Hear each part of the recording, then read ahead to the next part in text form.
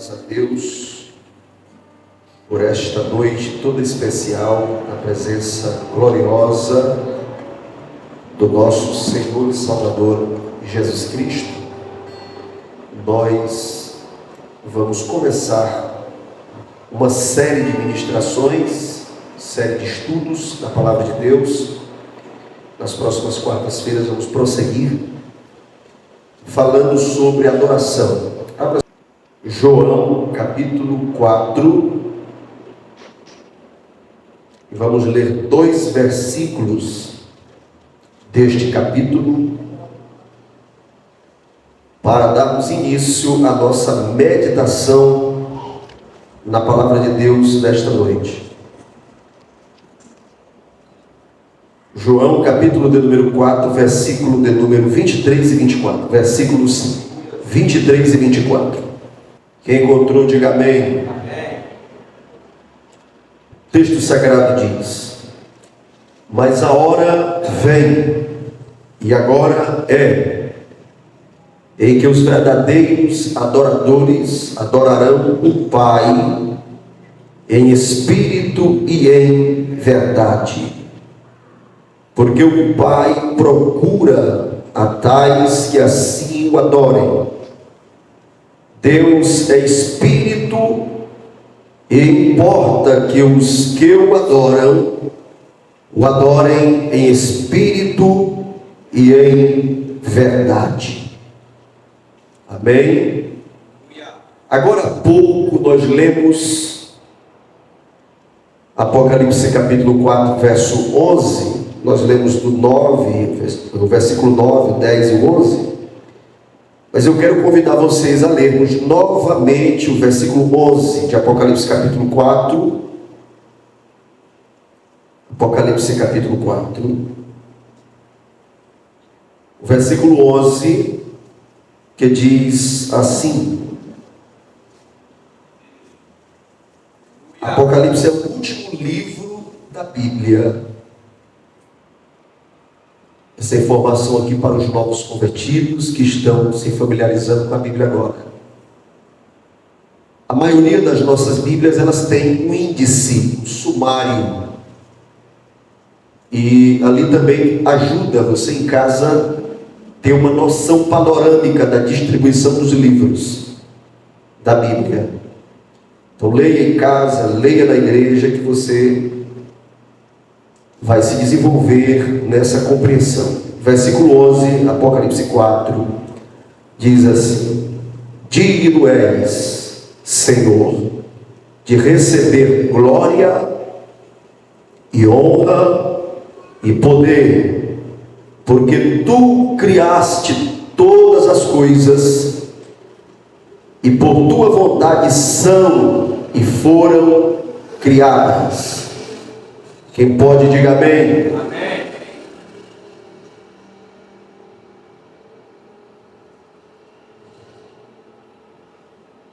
Eu gostaria, por propósito didático, que vocês repetissem comigo o tema desta série de ensinos que nós estamos começando hoje. Diga comigo: adoração,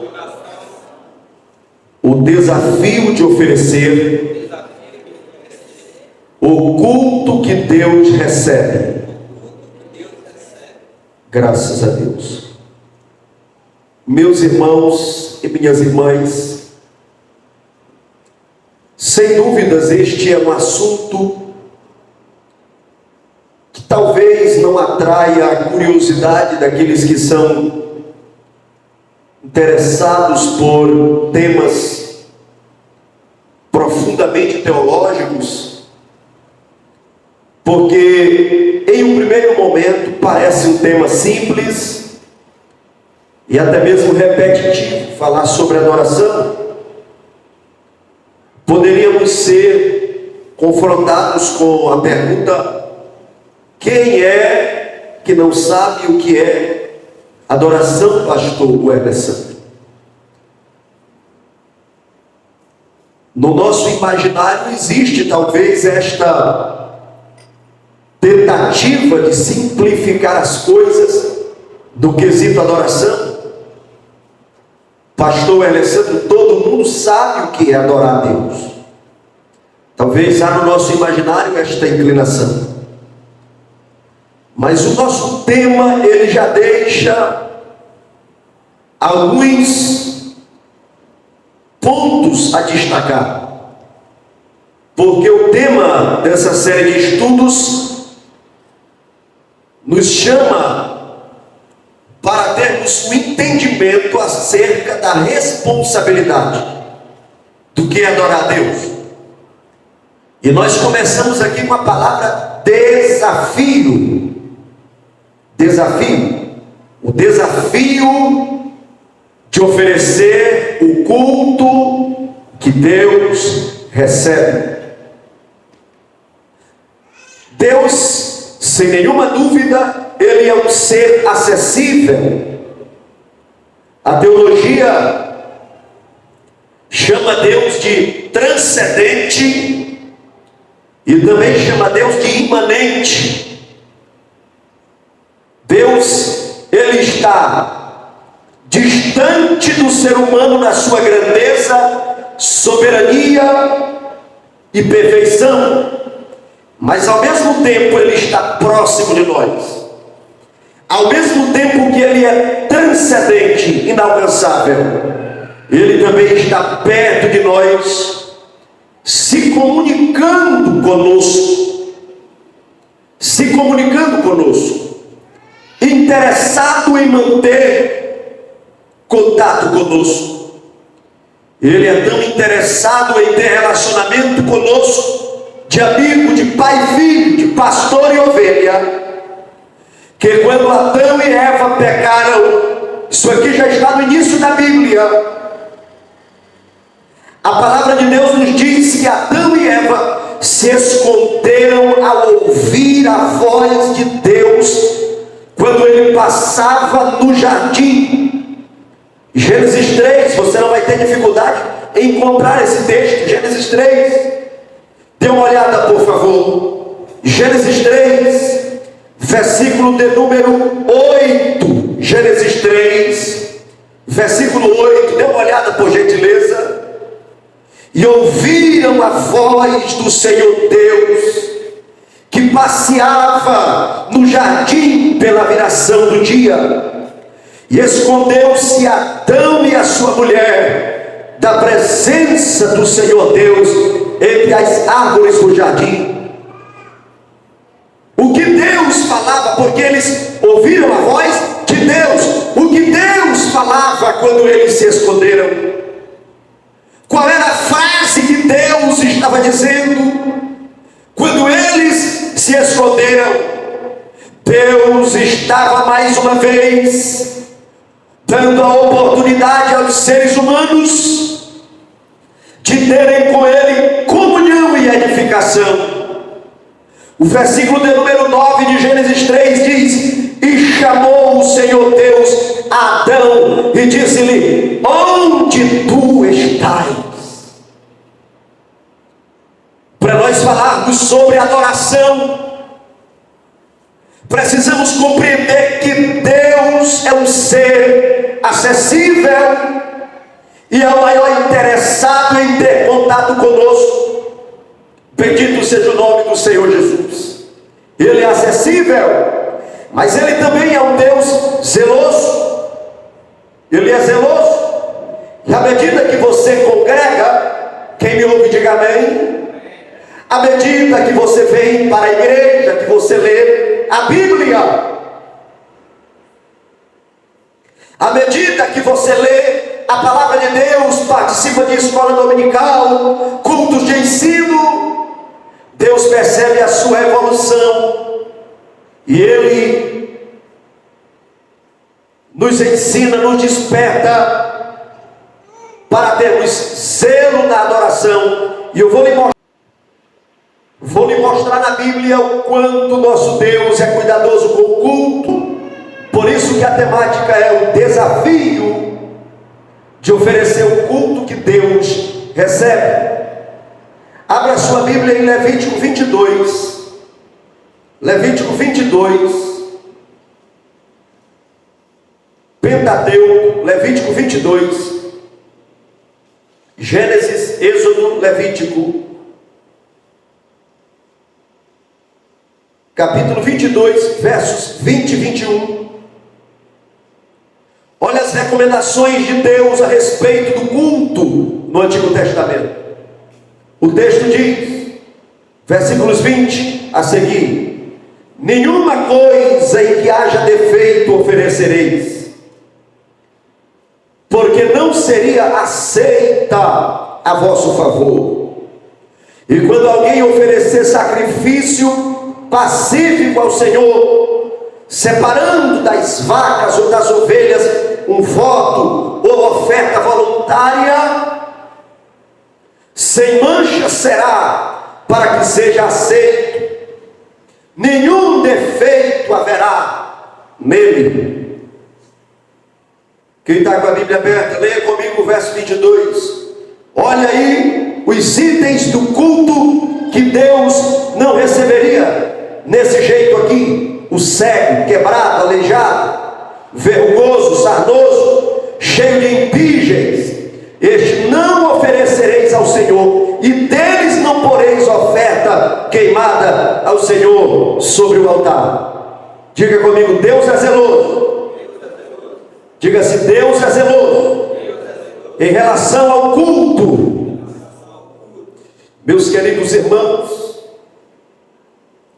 tem se proliferado nos nossos dias a ideia que Deus recebe qualquer coisa, que cada um adora do seu jeito, e essa ideia, ela é prejudicial, porque abre precedente para as mais diferentes performances,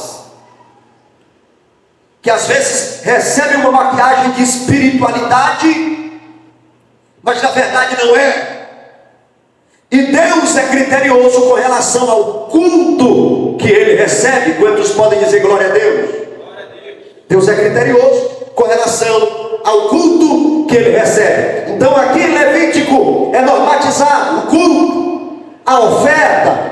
Pastor Alessandro, mas esta palavra, ela não é para mim. Afinal de contas, a nossa liturgia é bem diferente da liturgia do Antigo Testamento.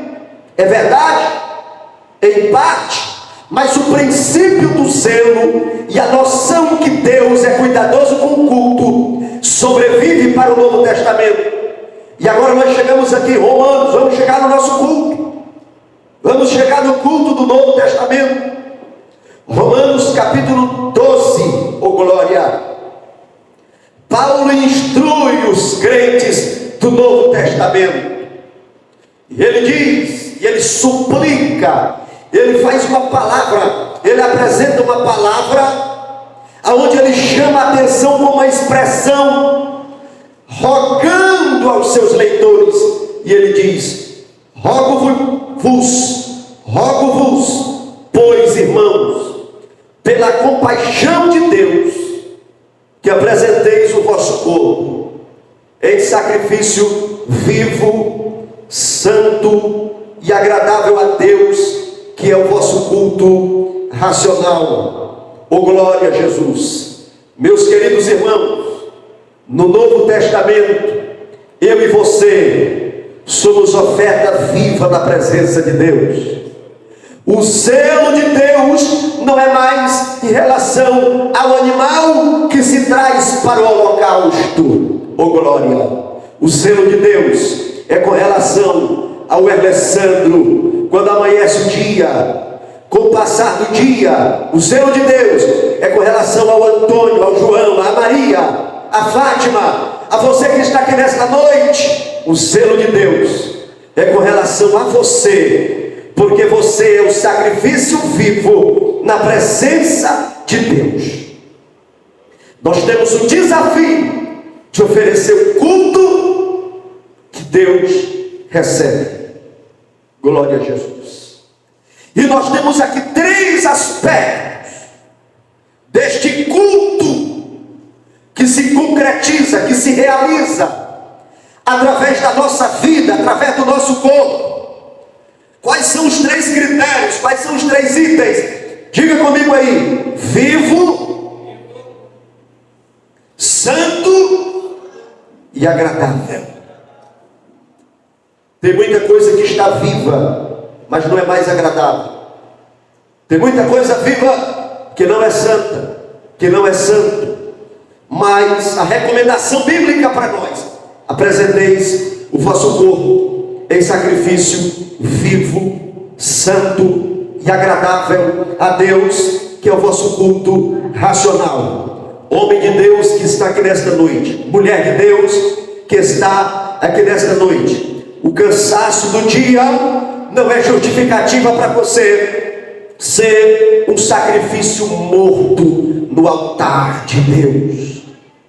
Os problemas que você enfrentou, as expressões que você levou, não é justificativa para que o culto no altar de Deus esta noite seja um culto morto, seja um culto profano e desagradável. Não interessa. Sabe por quê? Porque o Deus zeloso está de olho na qualidade do culto.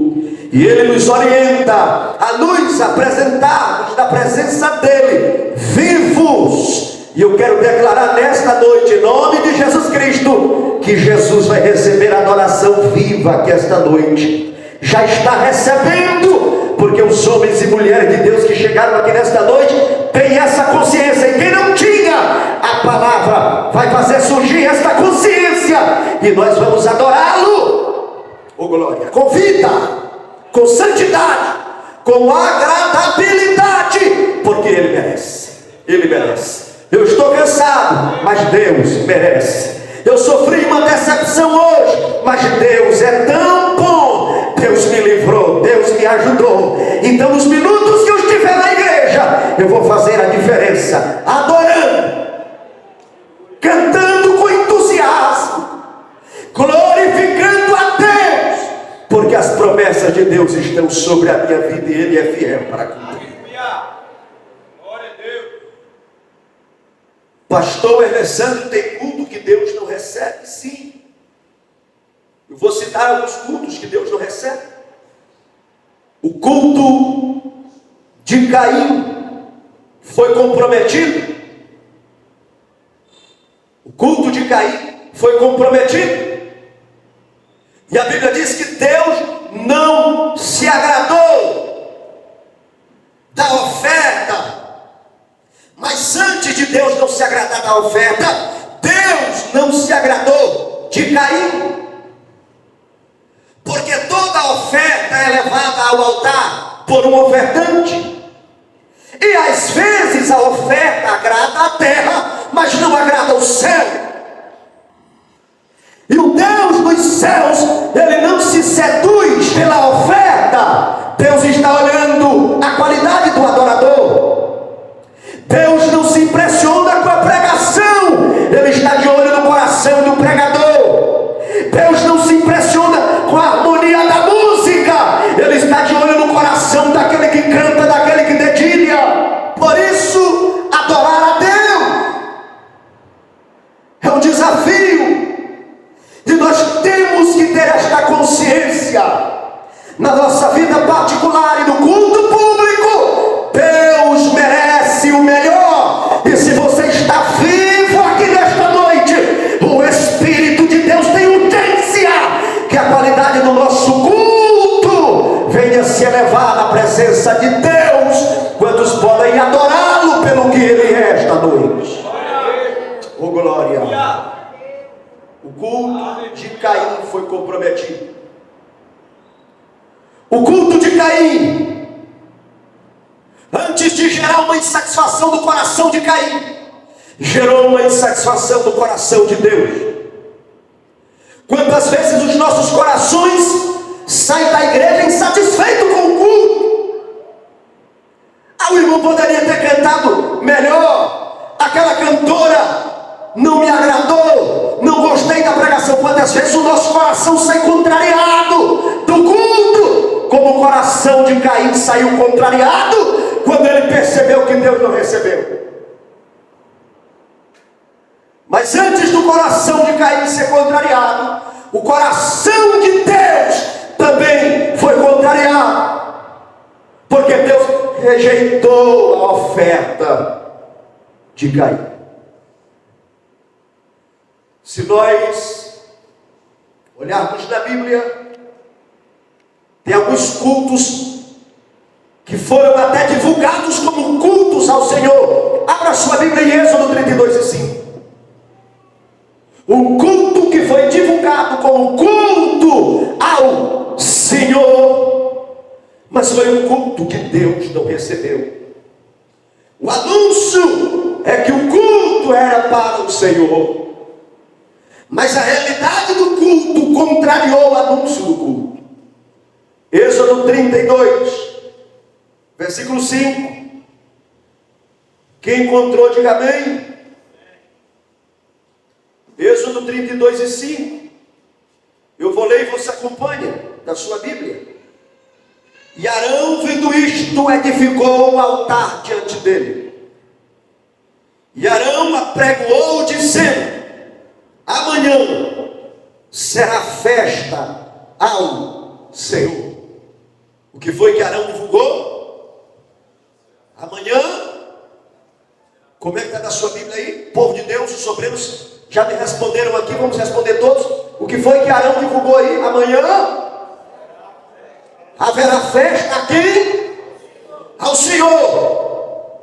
A propaganda do culto é que era para Deus. A casca, a aparência, a divulgação é que o culto era para Deus.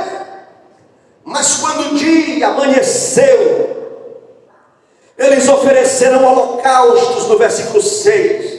Ofertas pacíficas.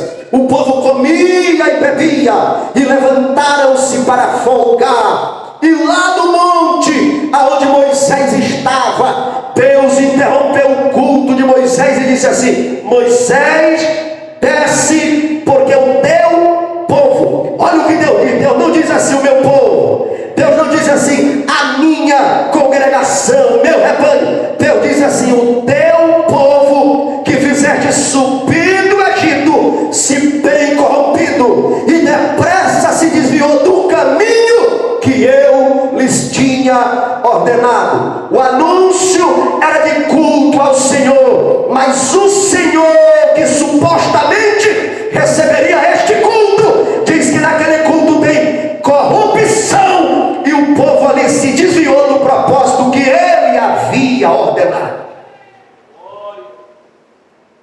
Quantos cultos estão sendo divulgados para o Senhor, mas eles não são para Deus. Cultos divulgados que são para Deus, mas alguma coisa está contrariando, e a essência não é recebida por Deus. E Deus está dizendo: este culto não é para mim. Quantos lembram de Ofni e Finéias? Quem está lembrado de Ofni e Finéias? Eles eram filhos de quem? Eles eram filhos de quem, Ofni e Finéias? De Eli. Eles eram filhos de Eli. 1 Samuel, capítulo 4. E eles partiram para uma peleja e eles perderam o primeiro round. E a espiritualidade deles não era uma espiritualidade que girava em torno de Deus. A espiritualidade deles girava em torno deles. E eles tinham os elementos sagrados não como elementos que representavam a glória de Deus, mas eles tinham como amuletos. Conhece alguém que não tem a Bíblia como livro, o manual de vida, a palavra de Deus? Tem gente que tem a Bíblia como amuleto. Eles disseram: nós perdemos esse round, perdemos essa guerra, essa peleja, porque a arca de Deus não está conosco. Mas a vida deles estava toda desmantelada. O mau testemunho, o pecado incomodou a santidade de Deus. E a Bíblia diz, 1 Samuel capítulo 4, que quando eles trouxeram a arca, versículo 5, quando ela entrou no arraial, quem me ouve aqui essa noite, diga amém. Quando a arca entrou no arraial, eles começaram a comemorar, eles começaram a jubilar, e a terra estremeceu. Diga comigo aí, a terra estremeceu. A terra estremeceu. Deixa eu lhe dizer uma coisa: tem culto que estremece a terra, mas não mexe com o céu. Eu vou dizer de novo: tem culto que estremece a terra, mas não mexe com o céu. Tem movimentos supostamente espirituais que o batuque faz tremer o continente, mas não mexe com o céu. Mas em contrapartida, existem homens e mulheres de Deus, pessoas de Deus, que na sua vida devocional, servindo ao Senhor em essência, em espírito e em verdade, ninguém conhece o seu nome na cidade, mas quando ele dobra o joelho na madrugada na sua casa, o céu recebe a sua adoração, porque é sincera e é verdadeira. Quantos podem adorar a Deus esta noite? Tem culto que Deus não recebe. Deus não recebeu o culto de Saul. 1 Samuel capítulo 13. Cumpriu todo o protocolo, mas por causa daquele culto, Deus diz para Saul, Deus diz para ele: o teu reino não é mais perene, tu perdeu o teu reino, porque ofereceu um culto que Deus não recebeu. Deus não recebeu o culto de Ananias e Safira, porque tinha hipocrisia e mentira. E o culto que agrada a Deus é o culto descrito em João capítulo 4, versos 23 e 24. É o culto em espírito e em verdade. A minha oração é que esta palavra provoque em nossos corações uma responsabilidade. Os nossos cultos precisam mexer com o céu. Os nossos cultos não podem ser profanos, performances mortas, sacrifício morto. O nosso culto precisa ser sacrifício vivo na presença de Deus. Eu vou dizer aqui alguns conceitos de adoração. Adoração são atos e atitudes que reverenciam a Deus. Adoração é a expressão espontânea de uma alma que decidiu servir a Deus. Na condição de líder, de ensinador, quem está pregando aqui na frente às vezes provoca o auditório para glorificar a Deus,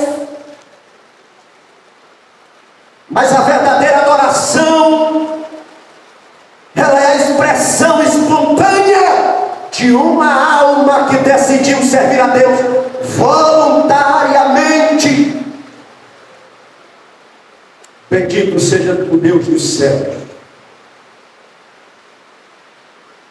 Para nós finalizarmos essa meditação inicial sobre adoração. A adoração, ela gira em torno da grandeza de Deus. Adoração não é uma moeda de troca. Eu vou para a igreja hoje porque eu preciso receber. Hoje Deus vai fazer alguma coisa em meu favor. Esse é o sentimento que tem muitas vezes na mente de muitos crentes. Mas a adoração, ela é entrega. O culto que Deus recebe é algo que está no seu coração e que vai ser entregue para Deus. É entrega. Você vem para a igreja para pegar algo de Deus. Você é um membro, você é um congregado, você está na lista dos crentes desse ministério, mas adorador não, porque o adorador, ele vem para a igreja primeiramente para entregar. O adorador, ele vem para a igreja para entregar o seu tempo. Esse tempo aqui é para Deus. Esse tempo aqui não é para fazer negócio. Esse momento aqui, eu já chamei a atenção de ímpio na porta da igreja. Passava na igreja, chamava o irmão que estava no púlpito. Ei, fulano! E o irmão descia e ia resolver negócio com o irmão lá na porta da igreja comigo. E o camarada passava e fazia um sinal. E eu repreendi o ímpio. E o crente embarcou ali na situação, ficou na dele, e o cidadão ficou parado lá. E eu disse: o cidadão agora vai esperar o culto terminar para me pegar e me dar umas porradas. Porque eu perguntei para ele se ele não estava vendo que aquilo ali era uma igreja, que estava acontecendo um culto. E eu cumpridei a pregação para ver se ele ia embora. E ele não saiu do portão. E aí terminou o culto, eu fiquei dando a paz dos irmãos. Depois ele me cumprimentou, bem respeitoso, e depois foi embora. Mas às vezes nós não entendemos que este tempo é para Deus.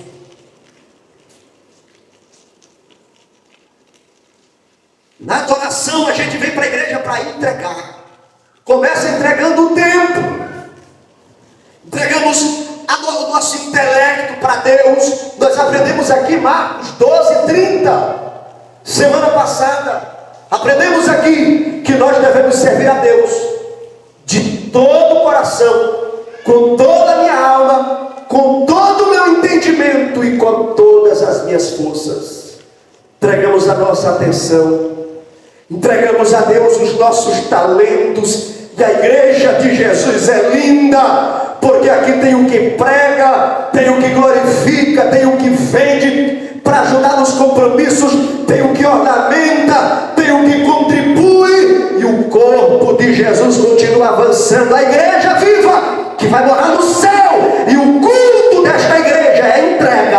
Você veio aqui nesta noite para entregar alguma coisa para mim? Você veio aqui para entregar. Isso é adoração, é entrega.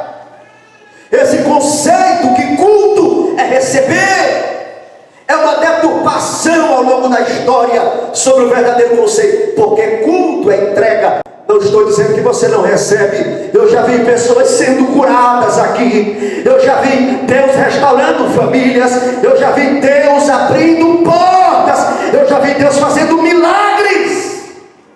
Mas é uma decisão da soberania de Deus, quando Ele é adorado pela igreja que entende que culto é entrega. Oh glória! Quando você entrar por essas portas aqui para adorar Jesus, quando você estacionar sua moto, quando você atravessar esta rua, quando você entrar no seu carro para vir para a igreja, venha preparando o seu coração. Diga para Deus: Senhor, recebe a minha adoração. Eu não quero ser Caim esta noite para entrar na tua presença e ser rejeitado. Não, Senhor, recebe. Recebe. Deus, eu vou dar glória a Deus bem baixinho, mas recebe. Jesus, eu vou dar um grito de glória. Recebe a minha adoração. Rasgue o seu coração e peça para Deus receber a adoração sincera que sai do teu coração. Oh glória. Bendito seja Deus para sempre. À medida que nós adoramos a Deus, nós nos aproximamos dele. Adoração aproxima o adorador daquele que é adorado. E começa a ter uma evolução na nossa adoração. E aqui entra um outro equívoco sobre a adoração. Que quanto mais maduro na fé eu fico, menos adorador eu me torno. Isso aqui é outro equívoco. É outro equívoco. Se você ler 1 Coríntios capítulo 3, verso 1 e 2, Paulo diz que não pode falar com aquele povo como mais espirituais, mas ele falou ali com carnais, com meninos. Paulo está falando de imaturidade. 1 de Pedro 2, versos 1 a 3.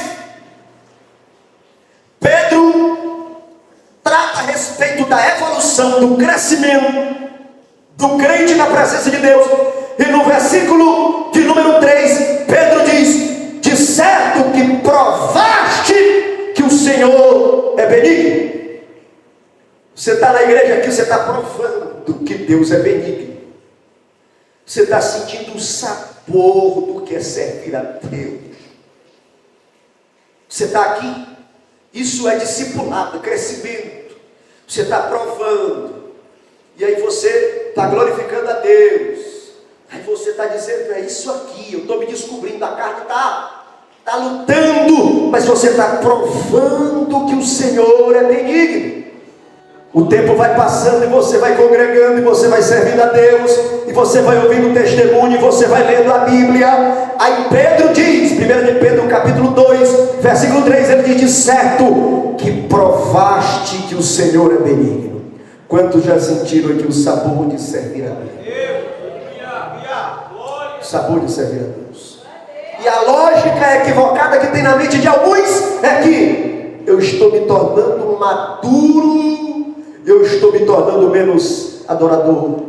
Porque adorar, expressão pública, glorificar a Deus é coisa dos iniciantes. Isto é um engano. Isto é um engano da soberba humana, do orgulho. É um engano até mesmo que Satanás tem introjetado na mente de alguns. Porque pela palavra de Deus você vai se aproximando de Deus, você vai adorando a Deus, e quanto mais você adora, mais amigo dele você se torna, e a tua adoração melhora de qualidade. Você começa a reconhecer tudo que Deus tem feito. Provaste que Deus é benigno. Você faz coisa pelos seus filhos, pelos seus pequenos filhos, e eles não reconhecem porque eles são imaturos. Às vezes eles gritam, pulam no seu pescoço, mamãe, você é a melhor do mundo, papai, você é meu herói. Mas aqui é lá, quando você diz, não vou comprar esse tênis, não vou te dar esse brinquedo, eles fazem bico, eles às vezes não compreendem. Tem algumas manifestações de rebeldia, de ignorância, de ingratidão. Mas à medida que eles vão crescendo, outro dia eu vi um pai dizendo que a filha ia para o restaurante, para a pizzaria, e começou a dizer para ele, pai, guarda o dinheiro, porque a minha faculdade é cara. Vão começando a compreender a realidade e começa a melhorar a qualidade do relacionamento com o pai. Obrigado, pai, pelas vezes que você me corrigiu, pelas vezes que você me ensinou. Assim é o crente, ele vai provando que Deus é benigno, a sua mente vai melhorando, ele vai evoluindo na fé, e a sua adoração a Deus tem que ficar melhor. Glória a Jesus, glória a Deus. Quanto mais tempo de crente você tem, aí é que você tem que ser um crente adorador de verdade. Aí é que a tua adoração tem que ser melhor, mais excelente, porque você está provando que o Senhor é benigno, que Ele é maravilhoso. Quanto mais crescimento, maturidade eu tenho, mais adorador eu sou, porque a Bíblia me esclarece quem Deus é. A Bíblia me mostra quem Deus é. Olhe bem na sua Bíblia o Salmo 18. Salmo 18. E eu vou perguntar aqui o que é que Deus é. Aí, qual é a palavra que te chama a atenção? Salmo 18. É fácil de localizar. Olha aí, Salmo 18. Versículo 46. Quem encontrou, leia em alto e bom som.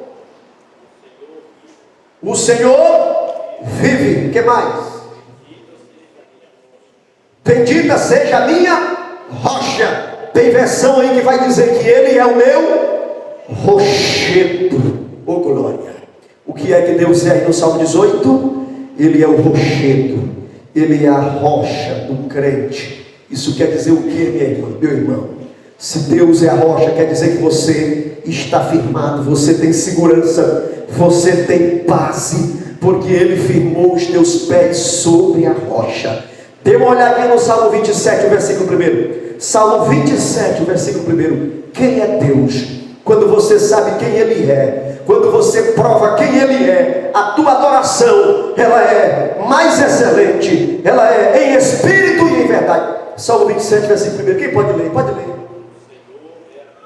O Senhor é a minha luz e a minha salvação. Levante a sua mãozona direita comigo em nome de Jesus e diga assim: Deus é a minha luz e Ele é a minha salvação. glória. Tem gente que não sabe orar. Pastor, eu não sei o que dizer. Quando você lê a Bíblia, você aprende a orar. Senhor, Tu és a minha rocha, obrigado, porque eu era uma folha seca, soprada em todas as direções, mas hoje eu estou firme em Ti. Senhor, Tu és a minha luz. Eu estava nas trevas, mas o Senhor me trouxe para a luz. Tu és a minha salvação. Quanto mais você assiste escola dominical, mais adorador você se torna, porque a palavra te ensina quem Deus é. E quanto mais você sabe sobre Deus, mais você adora. Salmo 23. Quem é o Senhor do Salmo 23? Ele é o meu pastor. Quem pode abraçar Ele aí? Abraça e diga assim: Ele é o meu pastor, e Ele não me faltará, nada me faltará. Oh glória, deitar-me faz em verdes pastos, Ele guia-me mansamente às águas tranquilas, Ele refrigera a minha alma. Oh glória, ainda que eu ande pelo vale da sombra da morte, não temerei mal algum, porque Ele está comigo, a vara e o cajado me consola, e Ele prepara uma mesa, oh glória, na presença dos meus inimigos, e certamente que a bondade e a misericórdia do Senhor me seguirão todos os dias da minha vida, e habitarei na casa do Senhor por longos dias. Quantos podem adorar, porque você sabe quem Ele é? João 7,37. Quem Jesus é? João 7,37. Ele é a água que nos purifica, que nos sacia. Oh glória. João 10,7. Quem Ele é? João 10,7. Ele é a porta. Oh glória. Ele diz: eu sou a porta. Se Ele é a porta, Ele é o acesso, Ele é o começo da nossa eternidade. Quem entra por Ele não está perdido. Quem entra por Ele tem acesso à eternidade com Deus. Leia a Bíblia, adore ao Senhor. Quanto mais tempo de crente você é, quanto mais maduro, quanto mais intelectual, mais adorador você tem que ser. Bendito seja Deus para sempre. Eu vou finalizar lendo aqui um texto, Lucas 9. E aconteceu que, indo eles pelo caminho, lhe disse: Senhor, seguir-te-ei para onde quer que fores. Diga assim: primeiro tipo de adorador. Diga assim: impressionado. Esse adorador aqui ouviu a notícia. Esse adorador aqui viu a multidão, viu os sinais, viu os aplausos, viu a euforia, e ele disse: eu estou dentro. Senhor, seguir-te-ei por onde quer que fores. Aí Jesus mostrou para ele a realidade. Disse assim: olha, as raposas, versículo 58, têm covins, as aves do céu têm ninhos, mas o Filho do Homem não tem onde reclinar a cabeça. E disse a outro: segue-me. Aí o outro respondeu. Ele viu aqui o que Jesus disse, aí ele disse assim: Senhor, deixa que primeiro eu vá enterrar o meu pai. Jesus disse para ele: deixa os mortos enterrar os seus mortos, porém tu vai e anuncia o reino de Deus. Disse também outro: Senhor, eu te seguirei, mas me deixa primeiro me despedir daqueles que estão na minha casa. E Jesus disse: ninguém que lança a mão do arado e olha para trás é apto para o reino de Deus. Diga comigo assim: coisas boas. Diga assim: coisas socialmente aceitáveis que roubam a nossa condição de adorador. Irmão, deixar Deus pela bagaceira, pela cachaça, pela safadeza, está na cara que é do diabo. Mas nós temos que estar atento com aquilo que é socialmente aceitável, que ninguém vai condenar, mas que aos poucos vai roubando a tua energia de adorador. Quem está vivo, diga glória a Deus. Existem coisas boas que tiram a tua energia de adorador. O camarada disse assim: olha, até que eu topo de seguir, mas eu preciso ir lá em casa, esperar meu pai morrer, repartir a herança, fazer o velório, entrar em luto, enterrar o velho. Depois eu disse: quem vai criticar um filho que quer cuidar do pai? Quem vai dizer que um filho desse é safado, não presta? Ninguém. Porque às vezes coisas boas tiram a nossa energia de servir a Cristo. O outro disse aqui: eu quero ir em casa, me despedir dos meus que estão na minha casa. Eu quero ir lá, participar de um jantar, ter uma despedida, acertar alguns negócios. Eu preciso resolver algumas coisas. E Jesus Cristo disse: ninguém que lança a mão do arado e olha para trás é apto para o reino de Deus. Irmãos, o adorador às vezes tem que perder na terra para ganhar no céu. Adorador às vezes tem que colocar limite em relacionamentos, em amizades, em passeios, em negócios, e ele tem que colocar freio. Não, tem um culto de ensino, um culto de oração. Hoje é o dia, e eu vou adorar o meu Deus, tomar meu banho 5:30 da tarde, 6 horas, vou chegar para cantar os hinos da harpa. Dizer que aquele que está lá na boca de fumo, cheirando crack, está lá na zona, que ele está nas garras do diabo, é fácil, ninguém duvida. Mas às vezes existem coisas boas tirando a nossa energia de adorador, coisas boas nos separando das melhores. O Espírito de Deus está nos tornando esta noite mais inteligentes. Sabe qual é a responsabilidade que nós vamos sair daqui nesta noite com ela nos ombros? Vamos sair com a responsabilidade de adorar a Deus com mais excelência. Não, Deus está vendo, eu não fui para a igreja porque eu estou aqui mais a minha mãe, eu estou aqui mais o meu pai, eu estou aqui resolvendo algo socialmente aceitável. Ninguém vai me chamar de vagabundo, ninguém vai me chamar que eu não presto. Tenha muito cuidado, porque às vezes a nossa energia de adorador é tirada por coisas que ninguém condena. E nós precisamos desse discernimento, que Deus é a minha prioridade, que eu devo buscar em primeiro lugar o reino de Deus, e eu vou confiar que as demais coisas elas vão chegar. Deus vai fazer elas chegarem. Eu vou adorando, eu vou seguindo ao Senhor, e Ele vai cuidando da minha história. Eu cuido das coisas de Deus, e Ele cuida dos meus sonhos. Se coloque de pé em nome de Jesus. Eu finalizo esta primeira palavra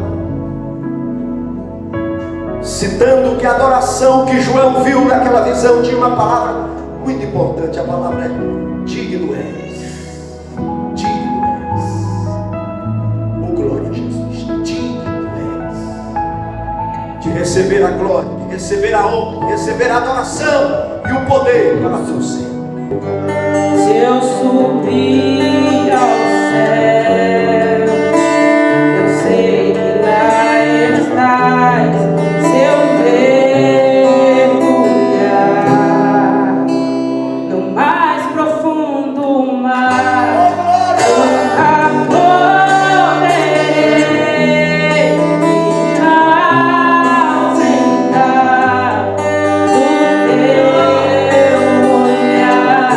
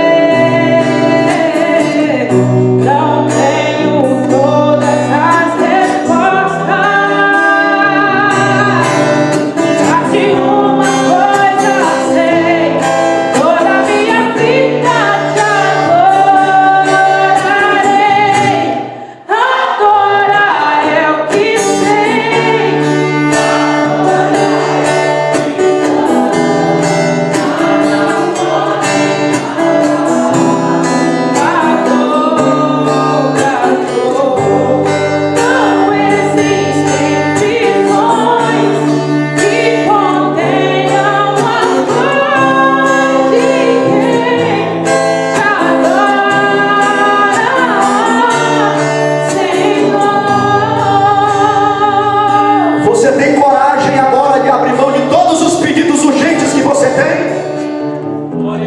Você tem coragem de dizer: Deus, agora eu não vou pedir, eu quero entregar agora o meu coração, a minha aliança, o meu pacto. Eu quero entregar o meu glória, o meu sentimento, a minha adoração. Porque o verdadeiro adorador não está interessado no que ele vai levar para casa, ele está interessado naquilo que ele vai deixar no altar. Quantos podem adorar? Nesses minutos finais, quantos podem dizer: Deus, eu vou deixar aqui o meu glória, o meu aleluia. Jesus, eu entrego aqui o meu coração. Eu vou fazer não somente dessas 2 horas da minha vida um culto, eu vou fazer da minha vida, eu vou fazer um culto da minha história. A minha história é uma expressão da verdadeira adoração que está dentro de mim. Eu te adoro porque a tua mão tem me preservado. Eu te adoro porque tu és o meu amigo. Eu te amo porque tu me amou primeiro. Quantos podem colocar nos seus lábios a expressão verdadeira de adoração? Glória, glória, glória, glória.